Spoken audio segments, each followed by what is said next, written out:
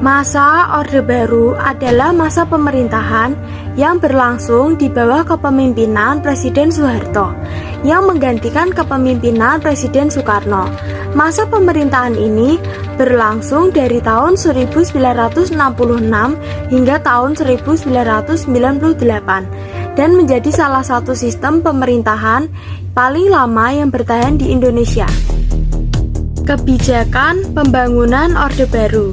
Kebijakan pendidikan di masa Orde Baru yang pertama yaitu Proyek Penilaian Nasional Pendidikan 1969 sampai 1970.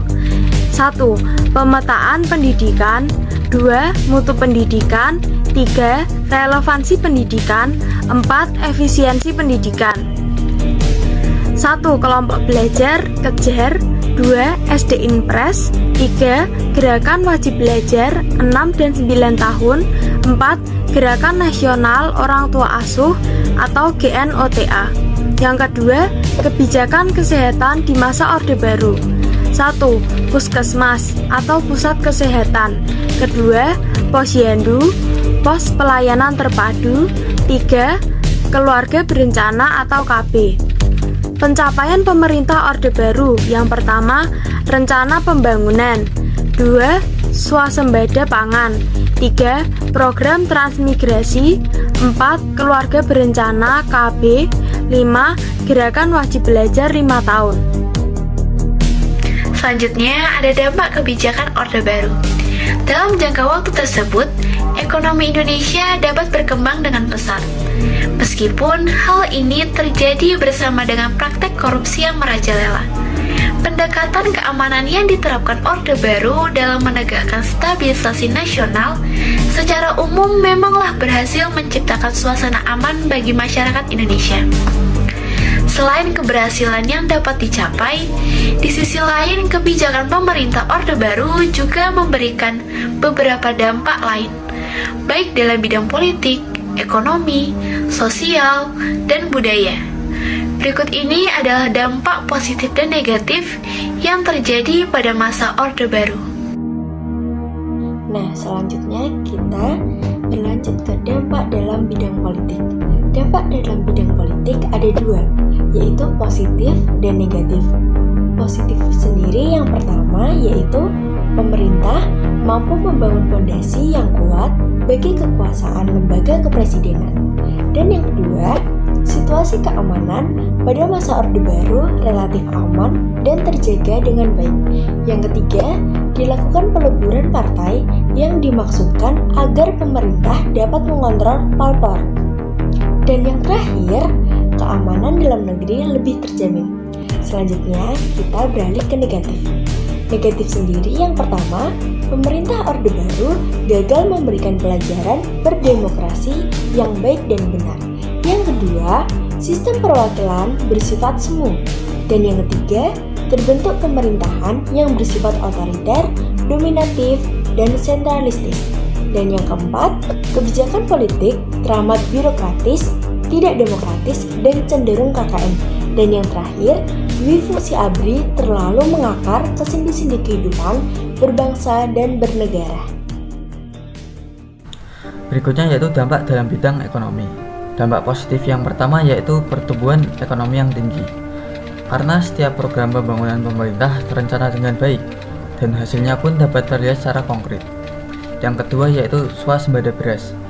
Indonesia mengubah status dari negara pengimpor beras terbesar menjadi bangsa yang memenuhi kebutuhan beras tersendiri.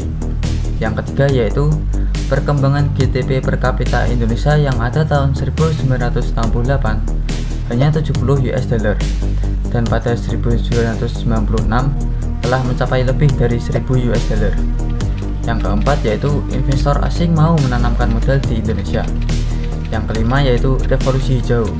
Revolusi hijau merupakan perubahan cara atau metode yang dilakukan dalam pertanian dari yang semula merupakan pertanian tradisional atau yang disebut peasant berubah menjadi pertanian modern atau disebut farmers. Kemudian dampak negatif. Dampak negatif yang pertama yaitu perbedaan ekonomi antar daerah dalam masyarakat terasa semakin kejam. Yang kedua yaitu marginalisasi sosial, terciptanya kelompok yang terpinggirkan. Yang ketiga yaitu Munculnya rasa ketidakpuasan di sejumlah daerah karena kesenjangan pembangunan terutama di Aceh dan Papua. Yang keempat yaitu secara fundamental ekonomi sangat rapuh meskipun pertumbuhan ekonominya meningkat. Nah, ini dia yang terakhir, yaitu dampak dalam bidang sosial dan budaya. Dampak ini terbagi menjadi dua, yaitu positif dan negatif.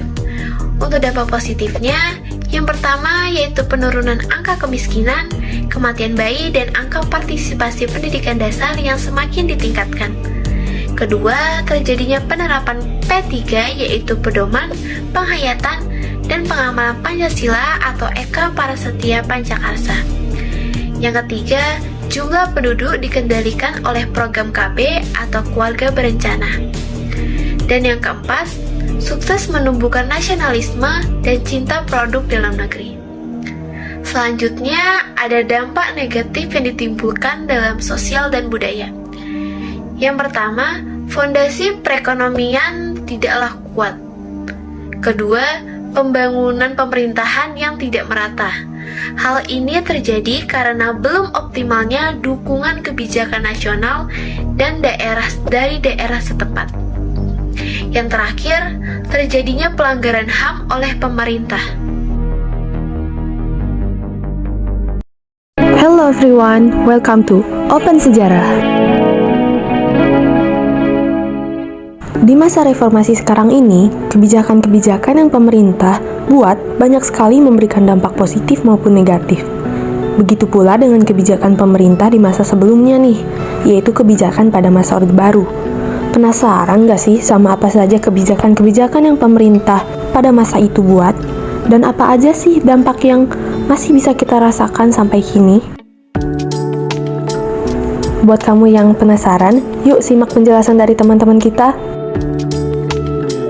Diawali dengan dikeluarkannya surat perintah pada 11 Maret 1966 atau disebut Super Semar, kebijakan-kebijakan yang baru pun lahir.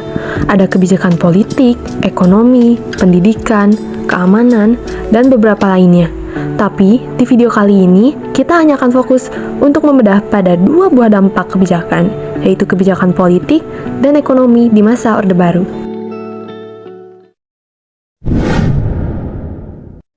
Kebijakan politik di masa Orde Baru ini bisa dibilang banyak dan sangat berdampak besar bagi keadaan Indonesia saat ini.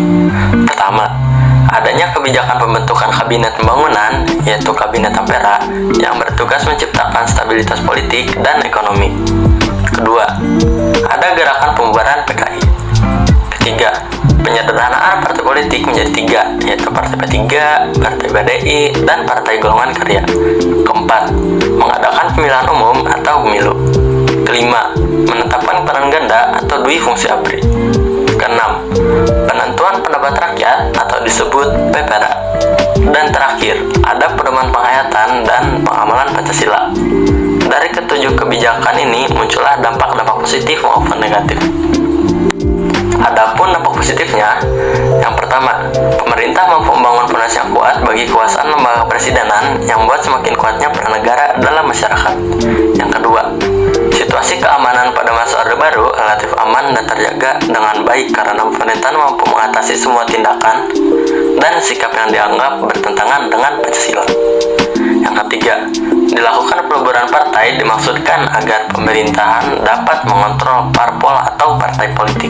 Yang keempat, keamanan dalam negeri lebih terjamin. Adapun dampak negatifnya, yang pertama, pemerintah Orde Baru gagal memberikan pelajaran demokrasi yang baik dan benar kepada rakyat Indonesia. Yang kedua, sistem perwakilan bersifat semu, bahkan hanya dijadikan topeng untuk melanggarkan sebuah kekuasaan secara sepihak. Yang ketiga, pemerintahan yang bersifat otoriter, dominatif, dan sentralistis. Yang keempat, kebijakan politik teramat birokratis, tidak demokratis, dan cenderung KKN atau korupsi, kolusi, dan nepotisme.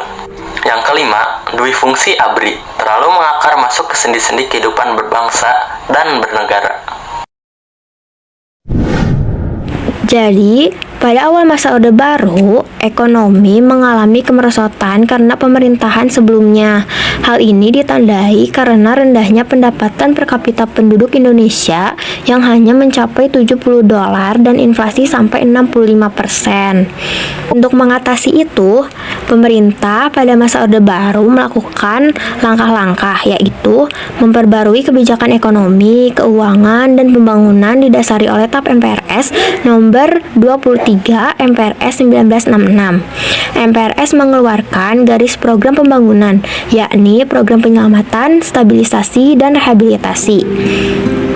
Nah, kebijakan ekonominya itu berorientasi pada pertumbuhan ekonomi dan dituang pada jargon trilogi pembangunan dan RAPBN yang disetujui DPR untuk disahkan menjadi APBN. APBN pada masa itu diberlakukan atas beberapa prinsip. Ada prinsip berimbang, prinsip fungsional, dan dinamis. Dari kebijakan yang diterapkan itu menuai hal positif, yaitu perkembangan GDP per kapita Indonesia tahun 1968 naik lebih dari $1.000, mengalami surplus beras yang akhirnya bisa impor. Pembangunan realita cukup menambah devisa negara. Dari beberapa hal positif itu pasti ada pula dampak negatifnya, seperti menambah utang luar negeri yang diletakkan sebagai penerimaan sehingga setiap tahun terjadi defisit anggaran, ditambah besarnya angka korupsi yang terjadi.